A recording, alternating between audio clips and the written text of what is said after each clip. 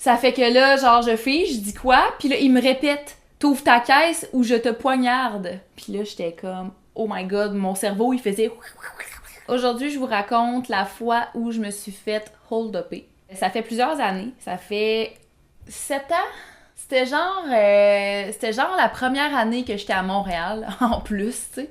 La petite fille de la Beauce qui arrive à Montréal, dans grande ville, toi, pis qui se fait hold-upper. À l'époque, je travaillais au Yellow, sur la Plaza Saint-Hubert, puis j'allais pas à l'école, donc je travaillais 2 jours en semaine. C'était un matin, il faisait pas très beau, puis quand il fait pas très beau, déjà en partant, il y a pas beaucoup de monde sur la Plaza Saint-Hubert parce que c'est du magasinage extérieur. On était juste 2 employés ce matin-là. Il y avait mon assistante gérante qui défaisait une commande dans le backstore. Puis moi, j'étais toute seule sur le plancher. Puis je me rappelle, j'étais derrière la caisse parce que il y avait comme plus rien à faire. Tout était propre. Puis il y avait pas de clients. Donc j'attendais qu'un client entre pour le servir. Ça faisait quelques fois que je voyais le même monsieur passer devant la vitrine du magasin. Puis c'est rare qu'on trouve louche. Ben, en tout cas, pour moi, c'est assez rare que je trouve quelque chose de louche parce que j'ai tendance à penser que tout le monde est une bonne personne dans la vie. Eh bien non. Ça fait qu'à un moment donné, pendant qu'il y a vraiment personne, et sur la Plaza Saint-Hubert et dans le magasin, le monsieur entre. Fait que là, tu sais, moi, je lève la tête, je viens pour lui dire bonjour puis tout ça. Il vient derrière la caisse, puis il me dit « Ouvre ta caisse ou je te poignarde. » Sur le coup, je fais genre « Quoi? » Tu sais, comme, j'enregistre pas ce qu'il me dit parce que y a jamais personne qui m'a dit ça dans la vie « Ouvre ta caisse ou je te poignarde. » Ça fait que là, genre, je dis quoi? Puis là, il me répète « T'ouvres ta caisse ou je te poignarde. » Puis là, j'étais comme « Oh my god, mon cerveau, il faisait... » Au moment où mon cerveau a enfin décidé d'enregistrer ce que le monsieur avait dit, j'ai comme figé. J'ai un peu paniqué dans ma tête, puis j'étais comme « Oh mon Dieu, mais j'ai pas les clés, ça prend les clés de la caisse pour l'ouvrir. » Tu sais, c'était vraiment un vieux système de caisse à ce moment-là, au Yellow.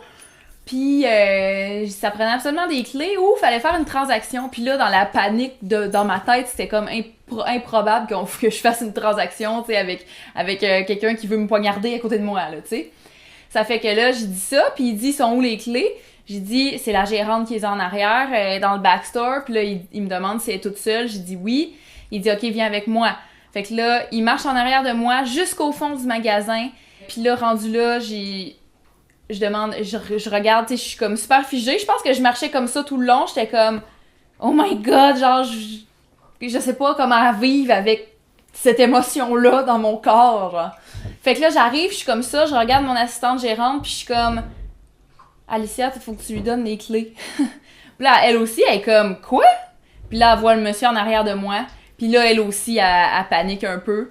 Puis là, elle est comme « Oui, tu sais, elle se dépêche, puis elle donne les clés, puis elle est comme « Tenez, prenez-les les clés. » Puis là, une fois qu'il y a les clés, il nous dit « Toutes les deux, vous venez avec moi en avant. » Puis vous allez m'ouvrir la caisse. Fait que là, il continue, il nous suit en arrière dans le magasin. Fait qu'on lui a ouvert la caisse, puis c'est lui-même qui a pris l'argent. Je voyais ses mains, le monsieur, il avait l'air stressé lui-même, là, genre, me semble que ses mains, là, il shakeait en ramassant les billets. Mais bref, tout ça pour plus ou moins 500$, je pense, là, il y avait même pas 1000$ dans la caisse.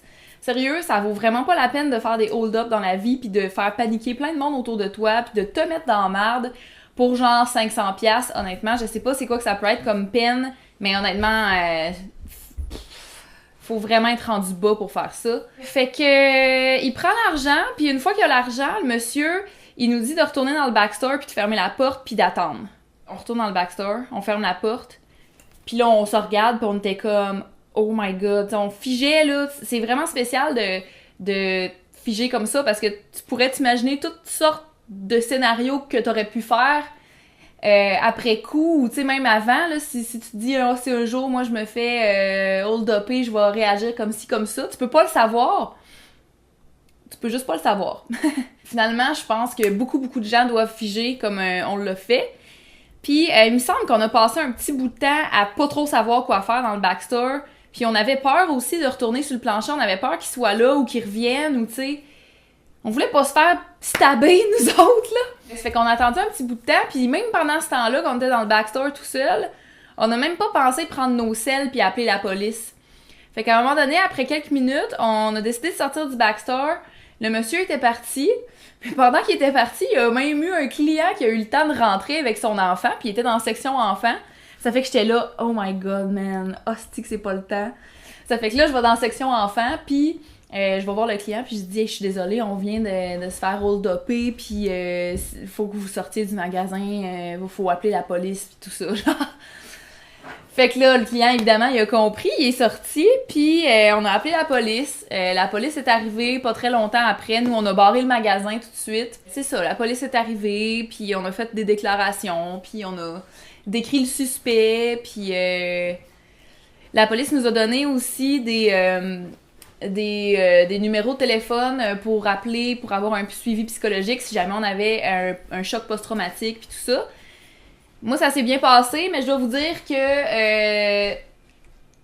j'ai fait quelques rêves où j'étais l'héroïne de ce hold-up et que je punchais le voleur d'en face ou bien que je sautais genre full habile puis légère par-dessus le comptoir puis j'étais comme une ninja puis tout.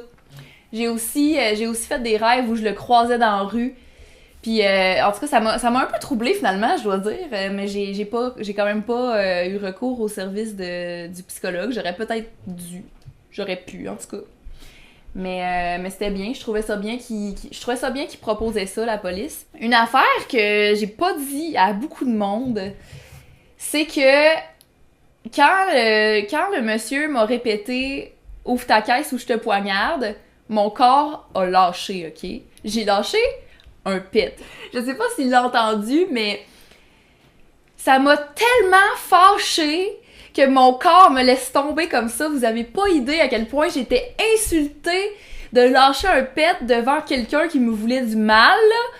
J'étais tellement genre... Man, c'est pas le moment, esti, le corps, qu'est-ce que tu me fais, là? En tout cas, je te jure... Je l'ai pas trouvé drôle, puis à ce jour encore, je suis insultée par ce moment de ma vie.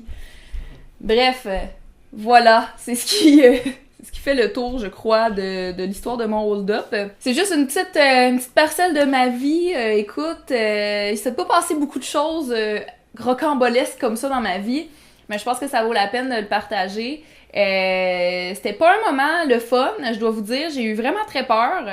Même si je sais même pas s'il y avait un couteau pour vrai, le monsieur, tu sais, il avait la main dans sa poche, il aurait pu même pas avoir de couteau, mais je voulais pas prendre de chance, ça me tentait pas d'être poignardée, tu sais, voyons. Fait que c'est ça, c'est l'histoire de mon hold-up. J'espère que ça vous a diverti, puis j'espère que ça arrivera plus jamais. Je touche du bois parce que c'était pas nice.